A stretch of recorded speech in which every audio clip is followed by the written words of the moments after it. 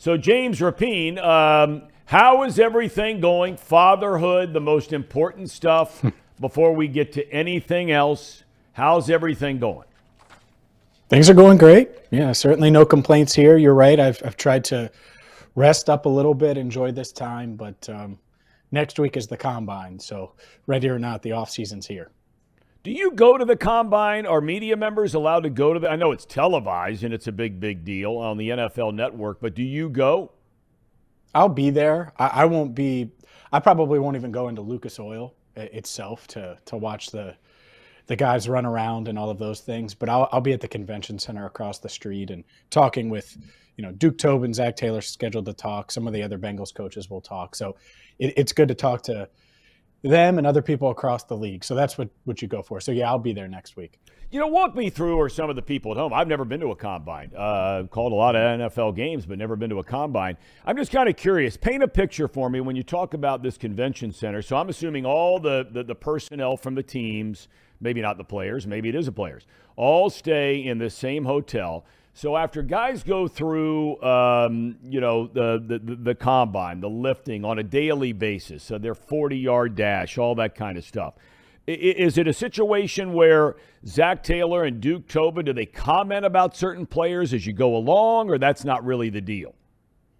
No, they're going to talk actually at the beginning of the week. So they'll talk. We'll hear from them on Tuesday afternoon, and I'll obviously take video of that and have that. And it's interesting because you get to pick Duke Tobin's brain. We get to talk to him a few times a year, pick his brain on how he thought the season went, weaknesses, where they're looking to address, what he thinks of this draft class initially. And, you might get something out of him here and there. And at the same time, the players get to talk, and they usually talk before a lot of their workouts. So it's not like a player will run a 40-yard dash and then go over and talk to us and answer a bunch of questions. Usually they're podium times, and they're the bigger name players that have podium times, but they'll happen before their workouts. But the weigh-ins and stuff happen one day, and then you'll have, the 40-yard dash and all of those things. But like I said, I can see all of that. All of that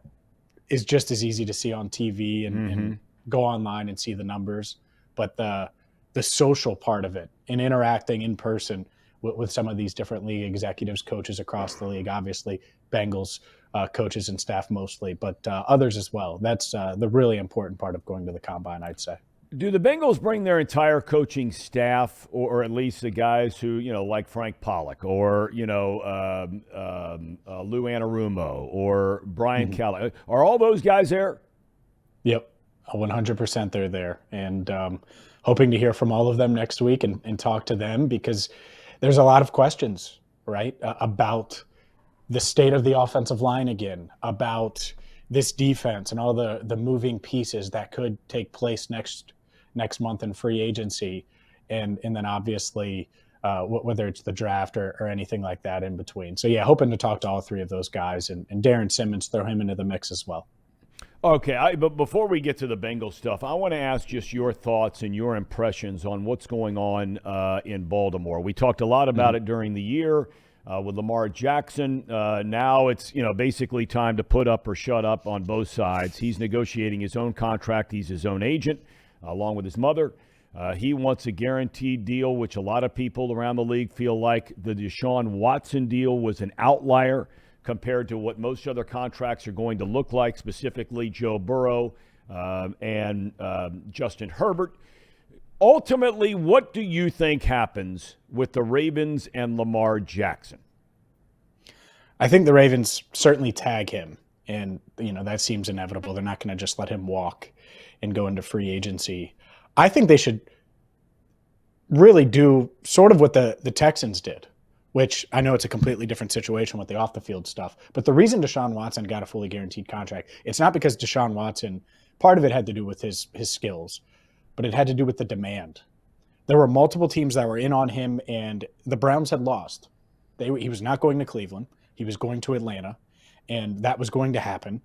And the Browns called and said, all right, what do we have to do to pull off the upset and get back in this race? So if you're Lamar, if you truly want a fully guaranteed contract, the only way to do it is to force your way out. Because the Ravens, I would be shocked if they did it. And so you want to force a bidding war, and maybe it's the Panthers bidding against this team and that team, and heck, the Falcons could certainly be in the mix again. And then if that happens, I think a team would step up to the plate and say, you know what, one of the most electrifying players in the league, let's do it. So that's where I think he could get his fully guaranteed dollars. Now, what happens? I think the Ravens would have to be overwhelmed by an offer to give up a talent like Lamar Jackson. He doesn't grow on trees. And I am curious to see what he would look like with actual high-end wide receiver talent, because he's had other weapons. Mark Andrews is one of the best tight ends in the NFL. They've had some pretty good running backs over the years, but high-end receivers around him. And I wonder if that's why the Ravens hired Todd Monken is to do that. That said, it feels like they're kind of apart. Would not shock me if Lamar's playing elsewhere next season. And if he's going to get a fully guaranteed contract, it's going to be because there's multiple bidders and someone says, you know what, let's just do it. Let's give up the draft equity that it's going to take, all those assets that it's going to take to get him, and give him top dollar to get him to our team. So we'll see if that happens. I certainly don't see the Ravens doing that, though. All right, let me ask you this, though, okay, because there's been a lot of talk about the Bengals and signing Burrow to a long-term contract. The bottom line is they don't have to do it this offseason. They don't have to. Mm-hmm. If it gets done, it gets done. I think everybody would feel good about it getting done, because then you would know exactly where you are from a fiscal standpoint moving forward. We'll get to all that here in a second. But if you were Joe Burrow's agent, would you wait around to see how this whole Lamar Jackson thing plays out? No, I wouldn't. I would. And maybe if you want to go that route and try to get every last penny, I just don't think that's what the client, Joe Burrow, I don't think that's what he would say. And I think he wants to get this done, because the quicker he gets this done, the quicker you can focus on football and be a $500 million. And to me, the question is, how many years is it? Is he only asking for 4 and saying, I only want to sign a 4-year deal so he can test free agency again sooner rather than later? That would make it tough on the Bengals for sure.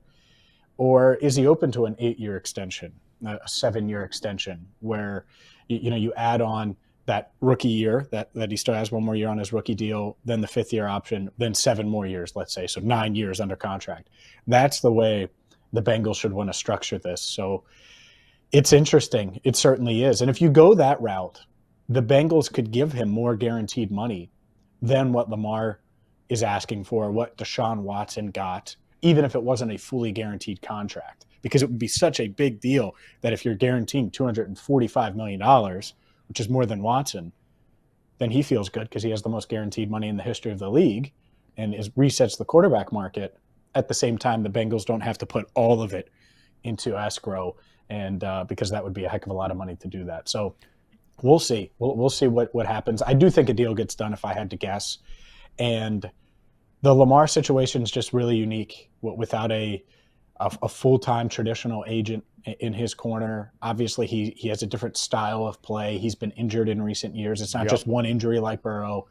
So that's a pretty unique situation. I think that the Burrow contract gets done maybe before the Lamar one, to be honest with you. Well, I just look at the whole thing, and I was bringing it up before you came on about, I just wonder, you look at Burrow, everybody loves the guy, ultimate team guy. He's in it to try and win games. I'm not suggesting that Lamar Jackson's not in it to win games, but nobody can make me believe, as I made reference to a minute ago, that the waters have not been polluted to some extent. Now, how great or little that is, I don't know. Only those in the Ravens locker room would know. But by him just not even coming to the playoff game, physically getting on the plane and coming here to Cincinnati to cheer on his teammates. To me, that screams of a guy where it's all about me and not all about us. And that's the argument, the pollution in the waters, as you put it, to get Burrow's deal done now. The last thing you want is him to go into year 4, the last year of his rookie deal, and they'll exercise the 5th-year option regardless. So that's going to be exercised. It's like $29 million. So he'll be under contract for the next 2 years regardless. But you don't want that to be a topic or a discussion or something that we're asking Burrow during the season. And when that lingers and that's hanging over your head as an organization, when he's the face of the franchise, the most important person in the building, and that's exactly what Burrow is every time he walks into Paycor Stadium, then it does make it a little harder to operate business as usual. So I think that's the Lamar situation is just another reason why you get it done. Burrow's obviously been that dude that you dreamed he would be and you hoped he would be when you drafted him with the first pick in 2020. And so you might as well reward him for it and get a deal done this offseason. Did I lose James here? Uh-oh. Did you pull out your... I may have messed up my headset. Uh-oh. Now I have to fill time. There Tom. we go. There I have we to go. fill time. That's all right. I was ready to go. Well, believe me, I know you're ready to go. You ought to take over this show. I mean, hell, the ratings would go right through the roof instead of me taking them right down in the tank, much like my career. But no, let me ask you now, okay? Let's zero in now for a second. You know what? Before we go any further, and I don't want to take up all your day, but help me and a lot of the fans understand this one simple question, okay? If you signed, and let's just pick a random number, if you signed, as you suggested, Joe Burrow to a 7-year extension for $250 million, okay? All right, let's just some random number. The Bengals would do that right now. Okay, but that would be a steal. I just want you to help me, though, with how this sort of salary cap hit works, because it's really interesting, you know, the comments that were made by the Buffalo general manager about the Bengals on how they had Burrow on a rookie deal and Chase on a rookie deal. And then last year was the first year the big contract money on a salary basis to the salary cap hit for Josh Allen and Stephon Diggs. So if you sign a guy to a contract, say it's $250 million, and you give him a $150 million signing bonus. I'm just picking a number, okay? It might be ridiculous. So now, or say $100 million, okay? So now you got $150 million spread out over the next 7 years, okay?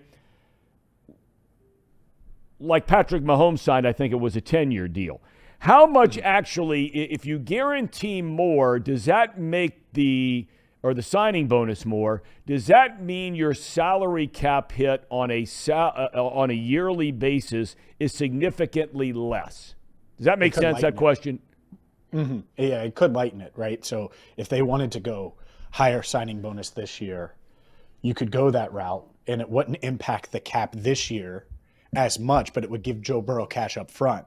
Now, the hard part about doing that is it's cash, right? So let's go a little more realistic. Let's say it's $60 million guaranteed this year, or guaranteed in a signing bonus this year.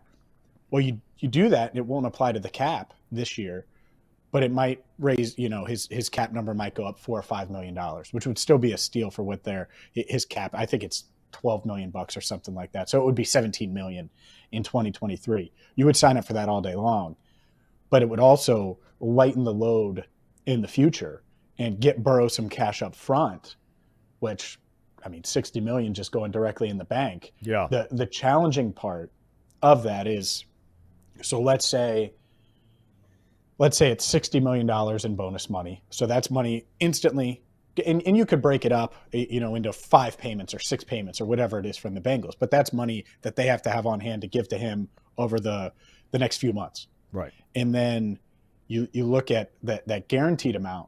That guaranteed amount then needs to be put into an escrow account. So it's a lot of cash on hand that you would need. I think they have it. I mean, there's a lot of sponsorships that weren't there a few years ago, Thom, as you know, from Paycor Stadium to every gate being sponsored to a featured wine of the Bengals and all of these different things. So there's a reason they've done that. It's to generate the cash flow necessary to keep this trio, the star trio, together. And obviously Burrow leads the way there. So yes, they would just need a lot of cash to do that, but it's certainly something you look at because it's going to take some pressure off of future years, and in that cap number, it's going to get Joe Burrow some cash up front, and it might be enticing enough for him to agree to a longer-term deal if you are willing to give a more guaranteed money and more of a signing bonus up front.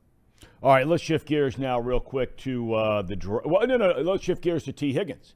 Been a lot of talk about, I mean, all of a sudden, I don't know where this stuff comes from, and maybe it's just guys throwing stuff against the wall and see what'll stick. But all of a sudden here the last few days, you're hearing stories about the Bengals doing what you're suggesting or some are suggesting doing with Lamar Jackson. Tag him, trade him. You think that happens? Well, he's under contract for another year for $4 million. And some people, I think, forget that. So T. Higgins is going to be a Bengal in 2023. I would be shocked if anything else happened besides that. Part of that has to do with, I don't think this is a great wide receiver class. I don't think that there are any clear-cut, obvious, oh, well, you could just sign this guy in free agency and add a draft pick or two to replace Higgins. I don't see a T. Higgins out there. So could a team make an overwhelming offer? They could. I just think that the Bengals, and you know Mike Brown, he's going to look at it and say, oh, well, if you're willing to pay that much for T, why would we give him up? They know how valuable he is. Joe Burrow knows how valuable he is. And so I think they try to get a long-term deal done. And he's interesting because he has the same agent as David Mulligetta, same agent as Jesse Bates. So, you know, it's going to be a tough negotiation. At the same time, it's not like he's 26 years old. He's at the age now, 23, might be 24 now. He might have just turned 24. Either way, I think he's 24. Either way, though, he could play out an extension and still get another long-term big contract at 28 years old.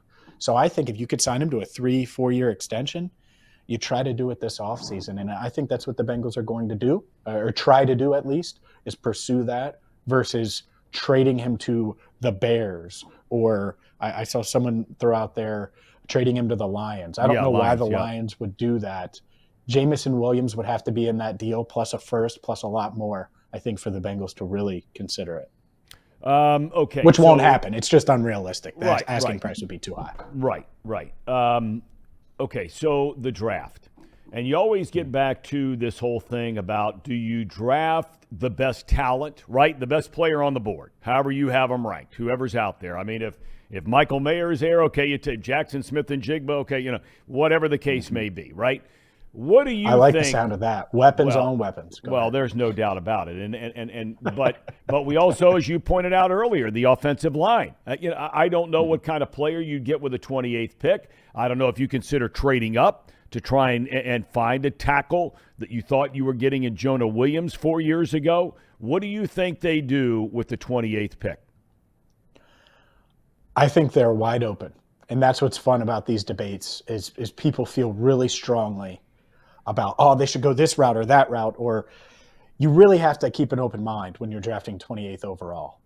And it's tough. It isn't as simple as Jamar Chase versus Penei Sewell. They're both probably going to be there 5th overall, right? It gets much more challenging. And we saw that last year. And to me, it's hard to take a really tough stance and hard stance on take this guy, not this guy, because you don't know if they're going to be there. I did it last year with Tyler Linderbaum. I said, if he's there, take him. They wouldn't have taken him, by the way. I don't think they would have taken him, the center, who ultimately went to the Ravens 25th overall, I believe it was, before the Bengals were on the clock.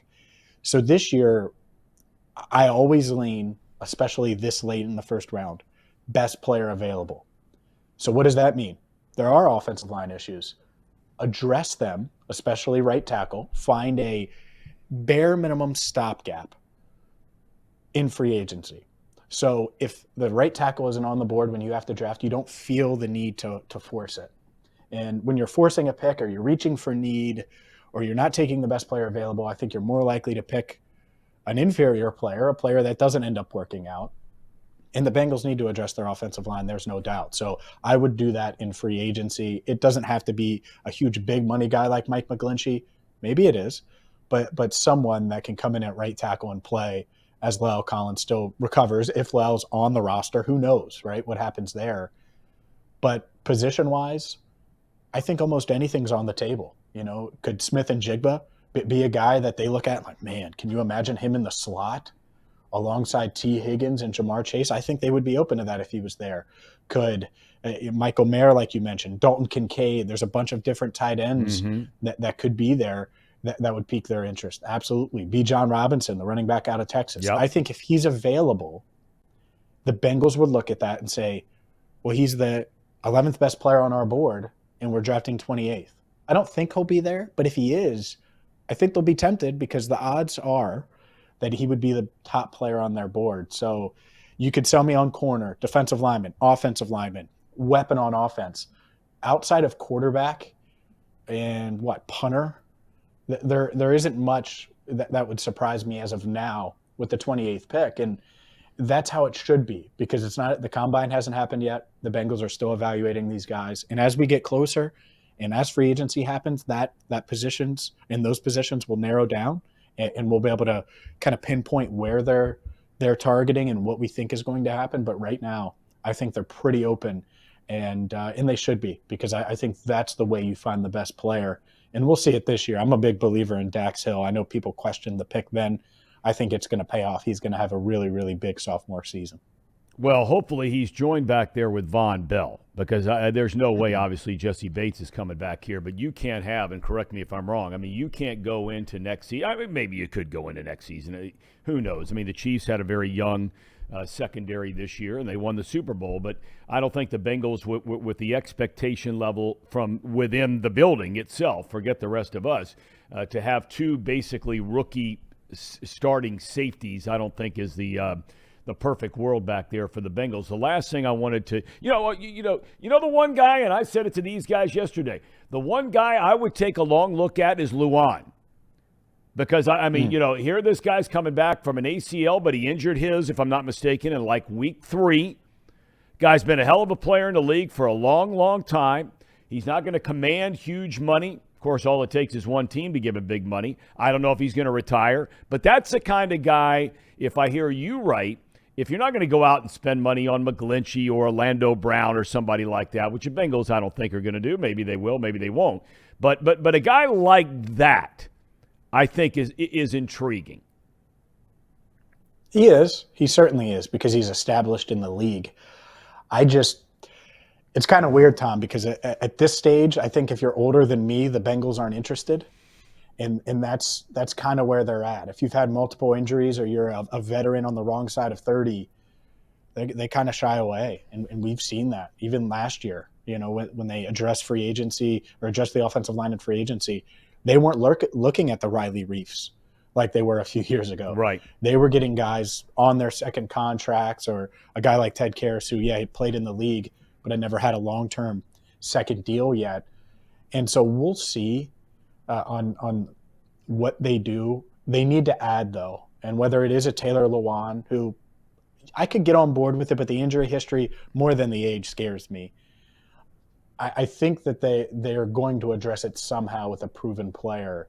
The problem with a guy like Lewan, he is proven when healthy, but there's a big health question mark there. And there already is at right tackle. And by the way, you have a health question mark with Jonah as well at left tackle. So I think it's unlikely, but never say never. Well, it's going to be fascinating to see what they do, because there are so many topics swirling around with this franchise. Last question I have for you. When do you start seeing action as far as making decisions on some of these guys? We saw Aaron Jones, for example, take a pay cut to stay in Green Bay. When do we see things like, Mixon situation? Maybe La'el Collins is different, because you got to wait and see where he is coming back from an ACL and how soon will he be ready to actually get on the field. You wouldn't expect it to be the very beginning of training camp, but who knows? When do you start seeing some of this stuff sort of happen? Yeah, the Mixon situation is pretty unique, right? And that Aaron Jones kind of gave the blueprint of, hey, I was really productive. I took a pay cut to stay in Green Bay. I wonder if Mixon's willing, because if you're the Bengals, just value versus what you've got production-wise, I think you can make the case. All right, take a pay cut, stay around. We value you, no doubt. So either take a pay cut or we'll find your production elsewhere. Are they willing to do that? That's a big offseason question. When do they make that call? I mean, it could be after the draft. They'll probably approach Peter Schaefer, where they have a great relationship with Joe Mixon's agent, before the draft and certainly maybe before free agency. But if he's reluctant or they don't embrace that, which most of the time these players don't want to take a pay cut. It's a big pride thing, and I get it. Who does? Who wants to take a pay cut? Then they may wait and say, all right, let's see what we get in the draft and go from there. And, that happened with Andy Dalton with Joe Burrow, right? And so that's kind of the latest one where Andy was on the roster until a few days after the draft, and then the Bengals said, all right, here we go. We're going to save this cap money. So we'll see there. As far as La'el Collins, it's interesting. Do they try to go that route? Do they maybe restructure that deal a little bit? There's not a lot of guaranteed money on it, but the cap hit is there. Heck, we saw Trey Hopkins a few years ago get back in time for camp, but he clearly wasn't the same guy. And so you don't want to put that pressure on La'el to get back in time for camp and have to start right away, especially with his injury history. You want him to come back when he is right, if he is on the roster. So some interesting dilemmas for sure. We'll see if the Bengals restructure, are willing to cut one of the most popular guys like Joe Mixon. We'll see. They have a lot of dilemmas, a lot of debates to be had in the front offices at Paycor Stadium. Yes, they do. Well, James, we thank you as always for your time, very generous with your time, and we thank you so much, and have a great rest of your weekend. Sounds good, Tom. Appreciate you having me. James Rapien, kind enough to join us, and boy, he is dialed in.